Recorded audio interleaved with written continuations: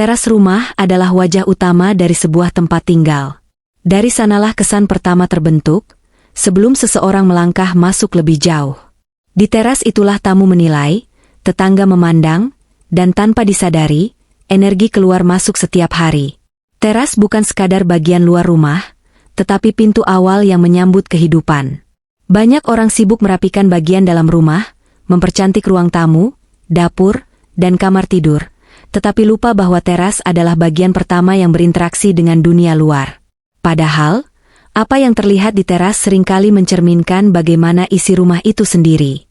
Teras yang bersih dan tertata rapi akan menghadirkan rasa tenang, sementara teras yang kotor dan berantakan perlahan menanamkan rasa berat dalam hati.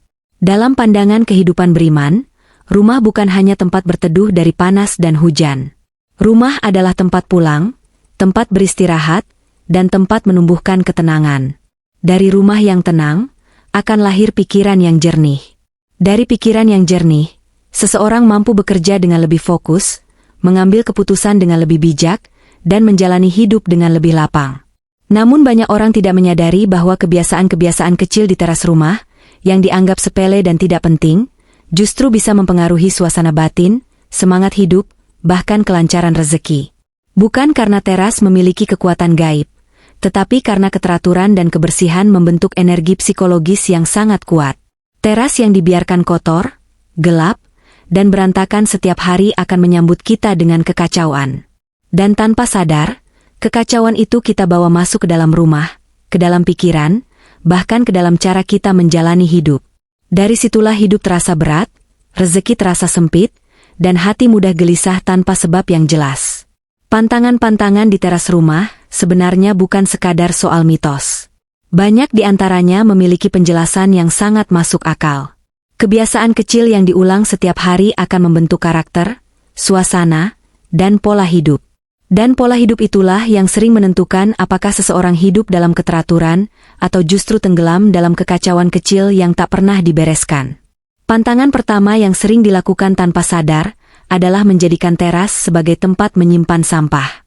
Sampah yang diletakkan di teras, dekat pintu masuk rumah, sering dianggap praktis dan sementara. Tapi yang disebut sementara itu seringkali menjadi kebiasaan. Hari berganti hari, sampah tetap di sana, menumpuk, mengeluarkan bau, dan merusak suasana. Sampah yang dibiarkan di teras bukan hanya menimbulkan bau tidak sedap dan mengundang lalat, kecoa, serta tikus. Lebih dari itu, sampah adalah simbol dari sesuatu yang seharusnya dibuang, tetapi ditahan.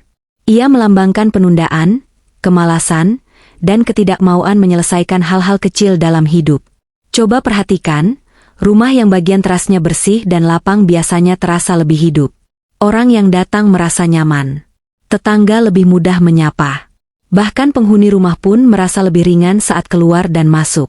Sebaliknya, jika yang pertama kali terlihat adalah plastik bekas, sisa makanan, dan barang kotor, maka suasana rumah akan terasa berat sejak langkah pertama. Tanpa disadari, kondisi ini bisa mempengaruhi rezeki dalam bentuk yang sangat halus. Bukan karena rezeki takut pada sampah, tetapi karena lingkungan yang kotor membuat pikiran tidak nyaman, hati tidak tenang, dan semangat hidup perlahan menurun. Dari pikiran yang kusut, keputusan-keputusan keliru sering muncul. Dari semangat yang turun, peluang sering terlewatkan. Pantangan kedua adalah teras yang berantakan dan jarang disapu. Banyak orang menganggap teras hanya tempat lewat, bukan ruang hidup.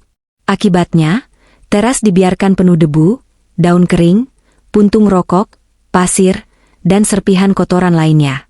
Padahal setiap hari, teras adalah tempat pertama yang kita pijak saat keluar rumah dan tempat terakhir sebelum kita masuk kembali. Bayangkan jika setiap pagi yang menyambut kita adalah teras yang kotor dan berantakan. Tanpa sadar, hari kita dimulai dengan rasa tidak nyaman. Hati terasa berat, pikiran terasa sumpek, dan semangat pun menurun sebelum aktivitas benar-benar dimulai. Kebiasaan kecil ini, jika terus dibiarkan, akan membentuk pola hidup yang serba asal-asalan. Sebaliknya, teras yang bersih dan rapi mampu menghadirkan ketenangan yang sederhana.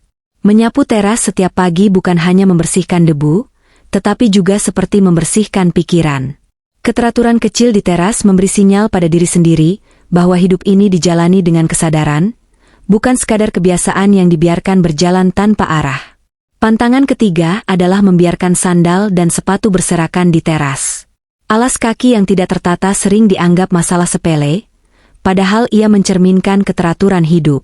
Sandal yang terbalik, sepatu berdebu, dan alas kaki yang bertumpuk sembarangan menciptakan kesan semrawut dan tidak terurus. Tamu yang datang akan merasa canggung. Penghuni rumah pun sering merasa kesal tanpa sadar.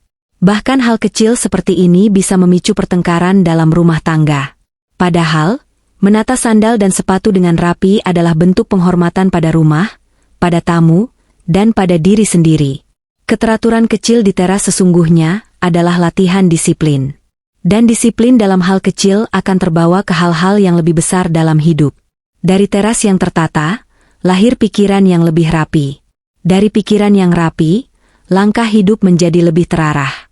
Dan dari hidup yang terarah, rezeki seringkali menemukan jalannya sendiri. Pantangan keempat yang sering terjadi di teras rumah adalah menaruh barang rusak atau rongsokan. Banyak orang menjadikan teras sebagai tempat sementara untuk barang-barang yang sudah tidak berfungsi.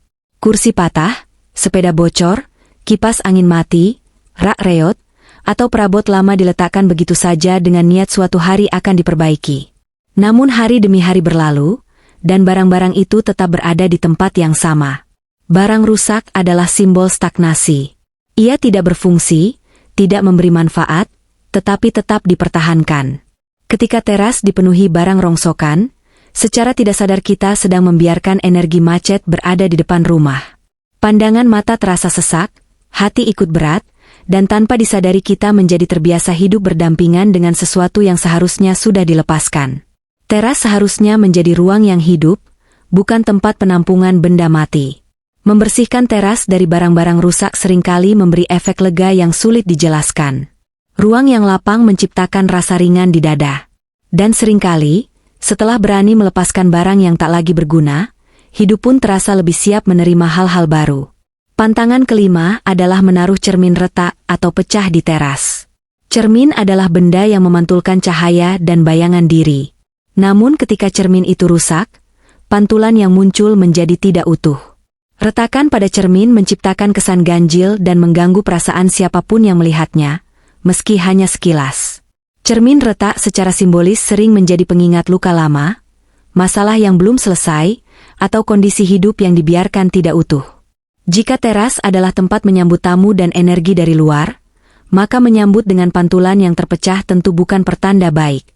Lebih baik mengganti cermin rusak dengan sesuatu yang hidup dan menenangkan, seperti tanaman hias atau elemen alami lainnya.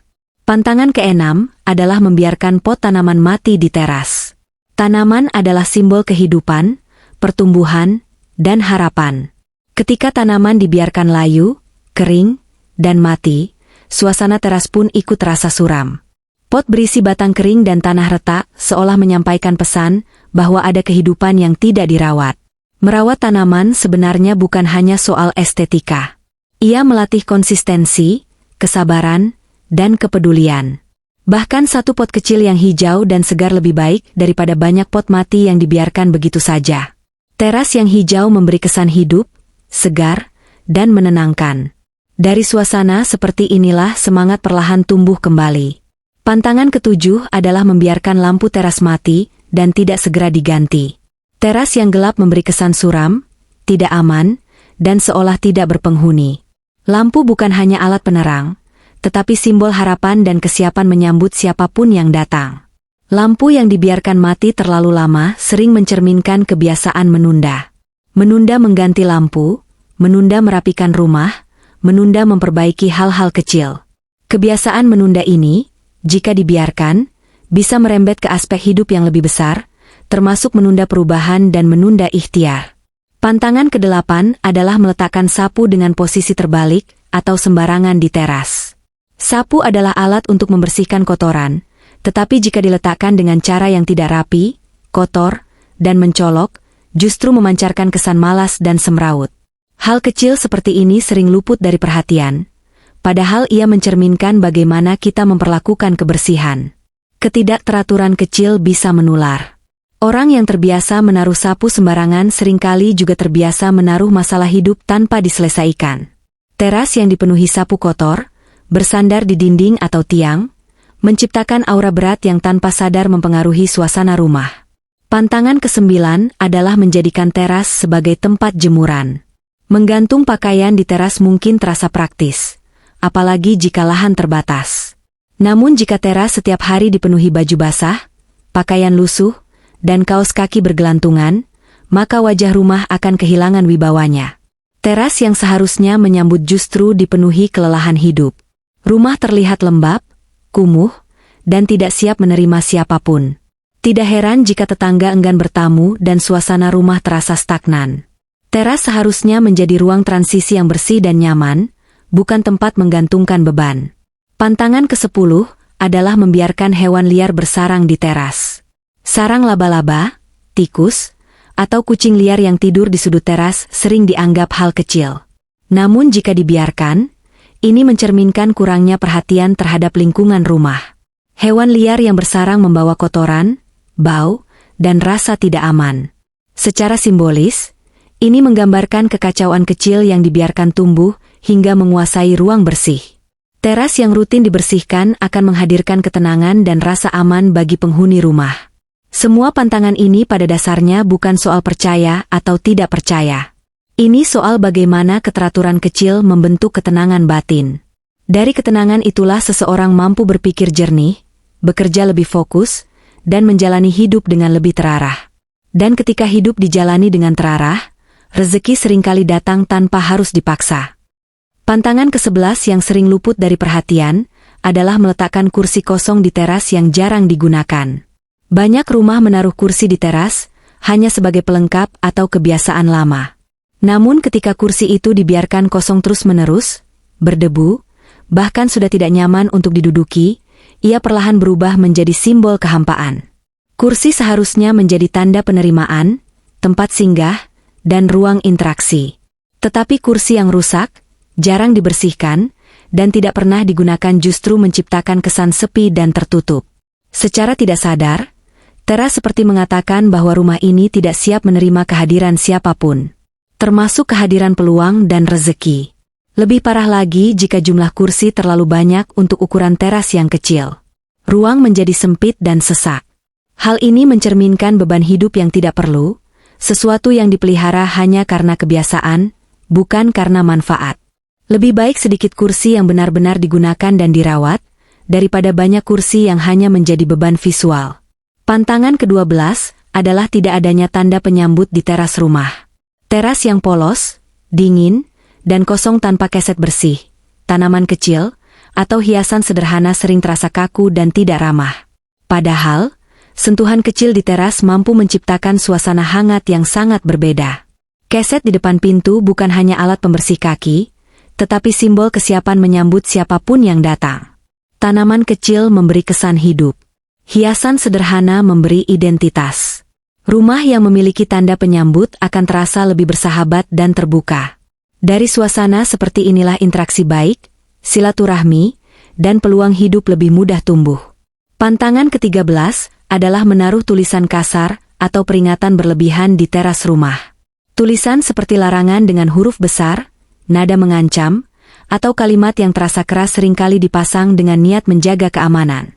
Namun tanpa disadari, kata-kata tersebut memancarkan energi penolakan. Kata-kata memiliki daya. Tulisan yang kita tempel di depan rumah bukan hanya dibaca oleh mata, tetapi juga dirasakan oleh hati. Kalimat yang kasar dan kaku menciptakan kesan rumah yang dingin dan tidak bersahabat. Sebaliknya, kata-kata yang santun menunjukkan kebesaran hati pemilik rumah. Mengganti kalimat keras dengan bahasa yang lebih lembut bukan berarti melemahkan aturan. Justru itu menunjukkan kedewasaan dan kebijaksanaan. Rumah yang santun dalam tutur katanya akan memancarkan ketenangan yang halus.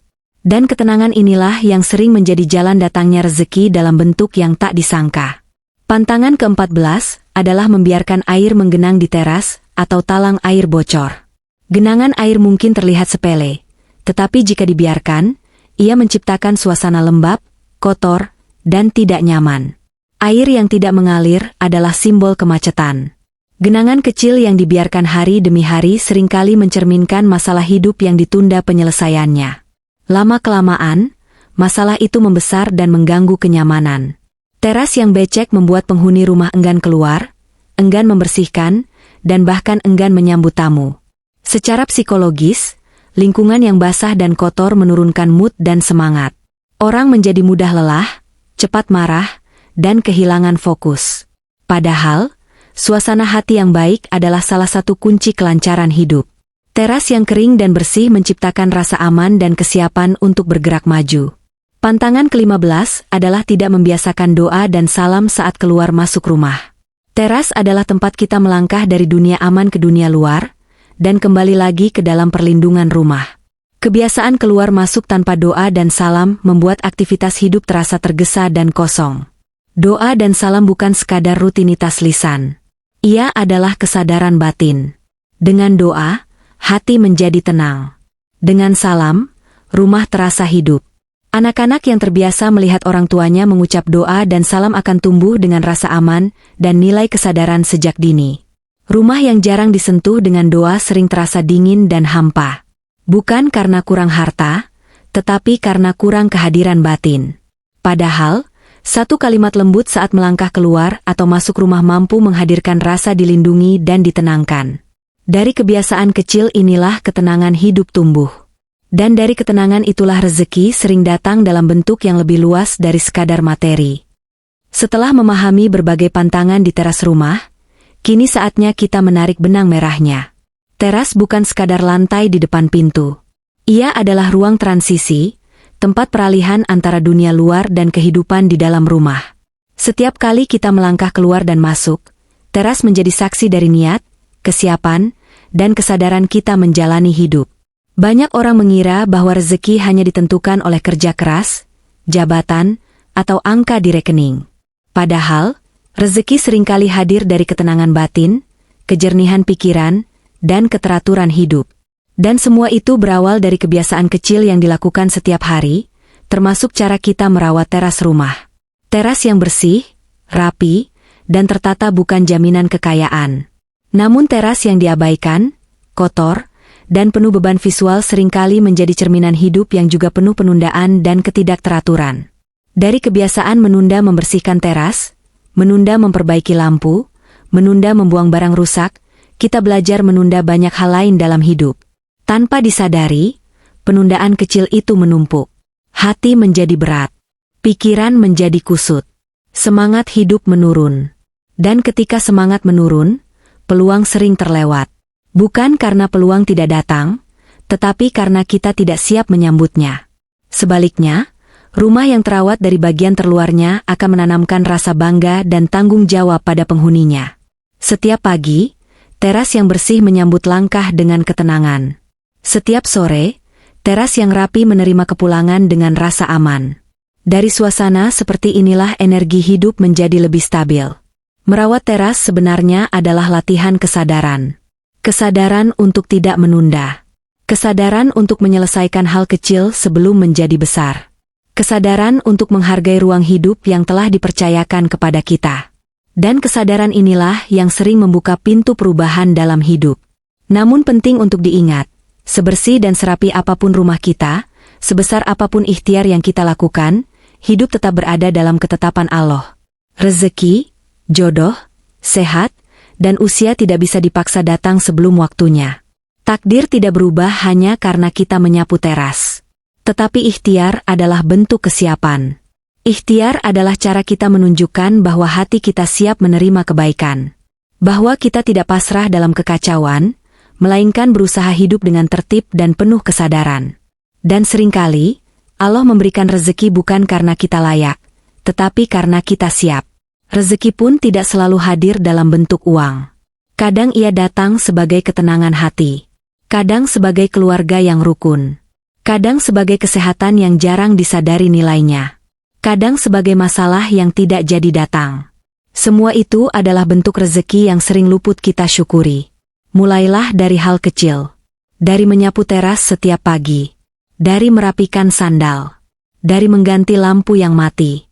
Dari membuang tanaman yang sudah kering. Dari menata ulang kursi yang tak lagi digunakan. Dari menyingkirkan barang rusak yang hanya menjadi beban visual. Lakukan perlahan, tanpa terburu-buru. Jadikan kebiasaan, bukan beban. Karena kebiasaan kecil yang dilakukan dengan konsisten akan membentuk karakter. Dan karakter yang tertata akan membentuk jalan hidup yang lebih tenang. Teras rumah memang berada di luar. Tetapi dampaknya masuk ke dalam. Ke dalam pikiran. Ke dalam perasaan. Ke dalam cara kita bekerja dan mengambil keputusan. Ketika teras terawat, hati pun lebih lapang. Dan dari hati yang lapang, rezeki seringkali menemukan jalannya sendiri. Jadikan teras sebagai tempat menanam harapan, bukan sekadar tempat lewat. Karena dari situlah wajah kehidupan kita pertama kali terlihat. Dan dari sanalah, langkah-langkah kebaikan dimulai.